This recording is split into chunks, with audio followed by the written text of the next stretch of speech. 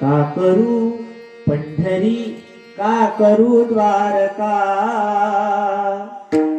आई चेहरा तुझा रखुमाई सारखा, आई चेहरा तुझा रखुमाई सारखा. बाप पाठी उभा, बाप पाठी उभा विठ्ठला सारखा, आई चेहरा तुझा रखुमाई सारखा. तुझ्या पायाशी रमतो सारखा सारखा, आई चेहरा तुझा रखुमाई सारखा.